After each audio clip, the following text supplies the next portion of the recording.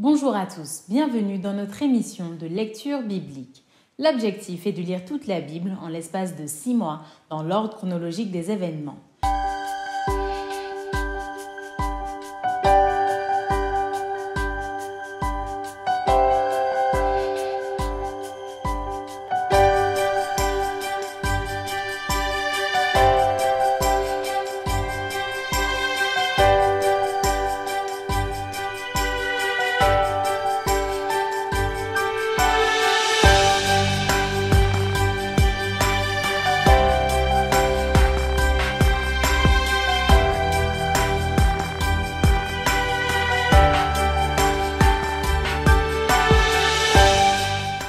Cette émission vous est proposée par l'Église adventiste du 7e jour d'Évry.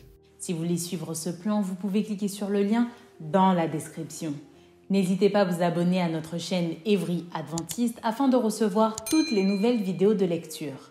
Et n'hésitez pas à poser toutes vos questions dans les commentaires. Aujourd'hui, nous lirons le livre de Jean au chapitre 11 et nous terminerons par le livre de Luc au chapitre 17, verset 11, jusqu'au chapitre 18, verset 14. Jean, chapitre 11. Il y avait un homme malade, Lazare de Béthanie, village de Marie et de Marthe, sa sœur. C'était cette Marie qui oignit de parfum le Seigneur et qui lui essuya les pieds avec ses cheveux, et c'était son frère Lazare qui était malade. Les sœurs envoyèrent dire à Jésus : « Seigneur, voici celui que tu aimes est malade. » Après avoir entendu cela, Jésus dit : « Cette maladie n'est point à la mort, mais elle est pour la gloire de Dieu, afin que le Fils de Dieu soit glorifié par elle. » Or Jésus aimait Marthe et sa sœur et Lazare. Lors donc il lui apprit que Lazare était malade, il resta 2 jours encore dans le lieu où il était. Et il dit ensuite aux disciples : « Retournons en Judée. » Les disciples lui dirent : « Rabbi, les Juifs tout récemment cherchaient à te lapider, et tu retournes en Judée ?» Jésus répondit : « N'y a-t-il pas 12 heures au jour ? Si quelqu'un marche pendant le jour, il ne bronche point, parce qu'il voit la lumière de ce monde. Mais si quelqu'un marche pendant la nuit, il bronche, parce que la lumière n'est pas en lui. » Après ces paroles, il leur dit : « Lazare, notre ami, dort, mais je vais le réveiller. » Les disciples lui dirent : « Seigneur, s'il dort, il sera guéri. » Jésus avait parlé de sa mort, mais ils crurent qu'il parlait de l'assoupissement du sommeil. Alors Jésus leur dit ouvertement : « Lazare est mort, et à cause de vous, afin que vous croyiez, je me réjouis de ce que je n'étais pas là. Mais allons vers lui. » Sur quoi Thomas, appelé Didyme, dit aux autres disciples : « Allons aussi, afin de mourir avec lui. » Jésus étant arrivé, trouva que Lazare était déjà depuis 4 jours dans le sépulcre. Et comme Béthanie était près de Jérusalem, à 15 stades environ, beaucoup de Juifs étaient venus vers Marthe et Marie pour les consoler de la mort de leur frère. Lorsque Marthe apprit que Jésus arrivait, elle alla au-devant de lui, tandis que Marie se tenait assise à la maison. Marthe dit à Jésus : « Seigneur, si tu eusses été ici, mon frère ne serait pas mort. Mais maintenant même, je sais que tout ce que tu demanderas à Dieu, Dieu te l'accordera. » Jésus lui dit : « Ton frère ressuscitera. » « Je sais, lui répondit Marthe, qu'il ressuscitera à la résurrection au dernier jour. Jésus lui dit : « Je suis la résurrection et la vie. Celui qui croit en moi vivra quand même il serait mort. Et quiconque vit et croit en moi ne mourra jamais. Crois-tu cela ? » Elle lui dit : « Oui, Seigneur, je crois que tu es le Christ, le Fils de Dieu, qui devait venir dans le monde. » Ayant ainsi parlé, elle s'en alla. Puis elle appela secrètement Marie, sa sœur, et lui dit : « Le Maître est ici, et il te demande. » Dès que Marie eut entendu, elle se leva promptement et alla vers lui. Car Jésus n'était pas encore entré dans le village, mais il était dans le lieu où Marthe l'avait rencontré.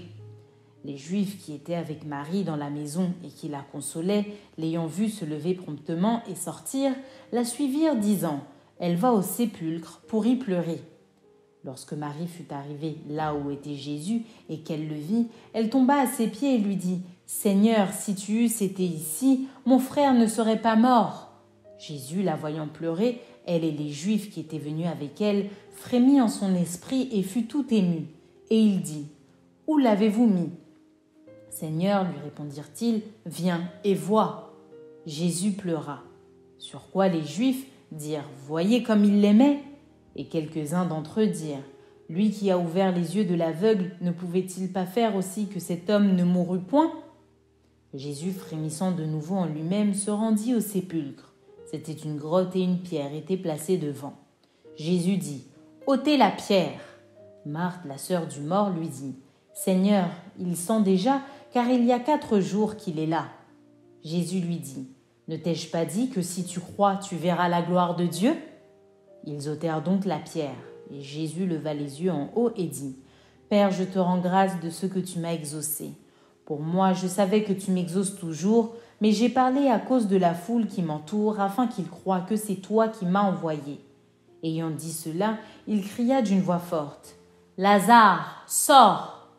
Et le mort sortit, les pieds et les mains liés de bandes et le visage enveloppé d'un linge. Jésus leur dit « Déliez-le et laissez-le aller. » Plusieurs des Juifs qui étaient venus vers Marie et qui virent ce que fit Jésus crurent en lui. Mais quelques-uns d'entre eux allèrent trouver les pharisiens et leur dire ce que Jésus avait fait. Alors les principaux sacrificateurs et les pharisiens assemblèrent le Sanhédrin et dirent « Que ferons-nous ? Car cet homme fait beaucoup de miracles.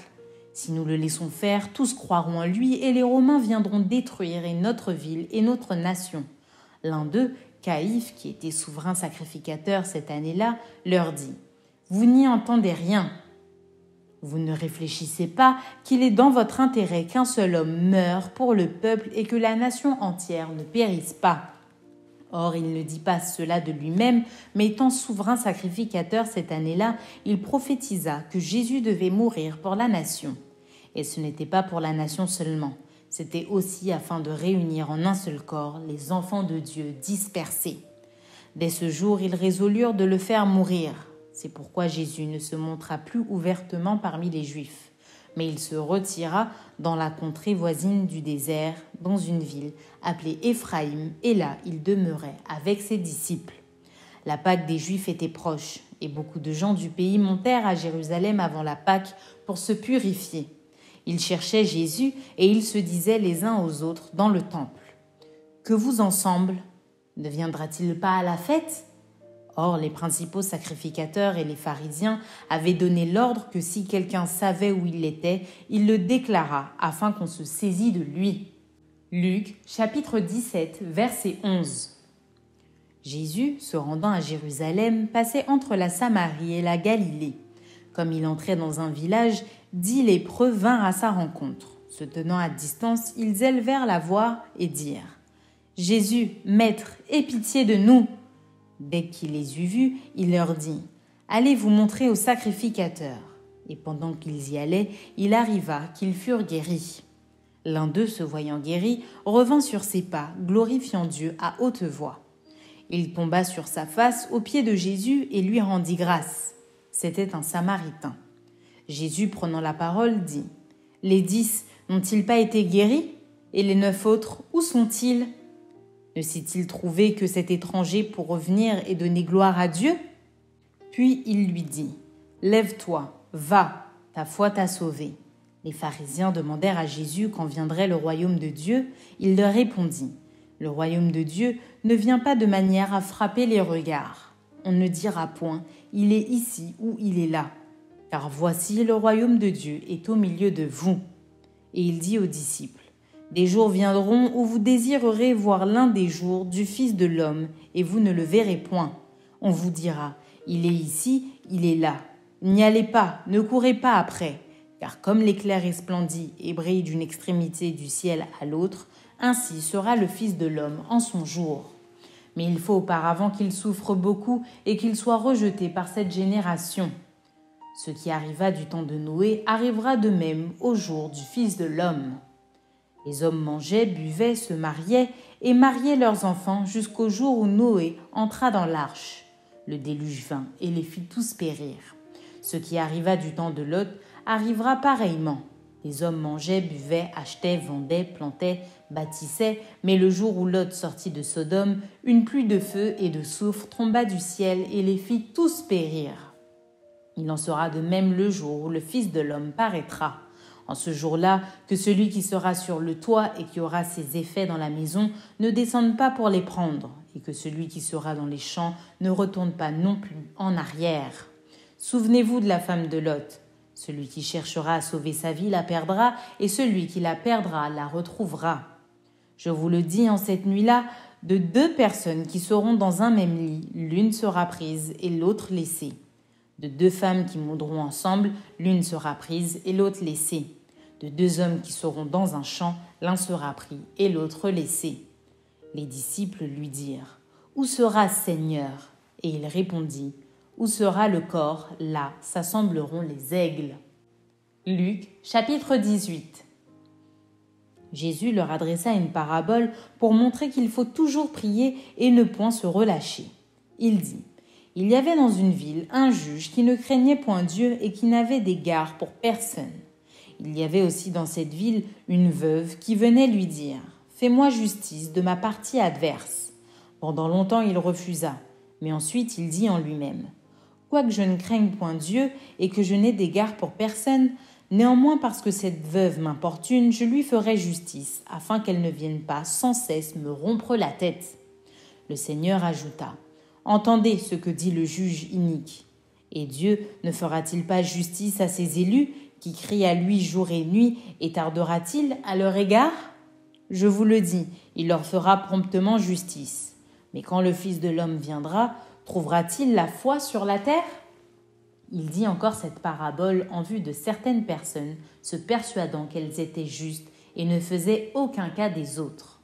2 hommes montèrent au temple pour prier. L'un était pharisien et l'autre publicain. Le pharisien debout priait ainsi en lui-même : Ô Dieu, je te rends grâce de ce que je ne suis pas comme le reste des hommes qui sont ravisseurs, injustes, adultères ou même comme ce publicain. Je jeûne 2 fois la semaine, je donne la dîme de tous mes revenus. Le publicain, se tenant à distance, n'osait même pas lever les yeux au ciel, mais il se frappait la poitrine en disant : Ô Dieu, sois apaisé envers moi qui suis un pécheur.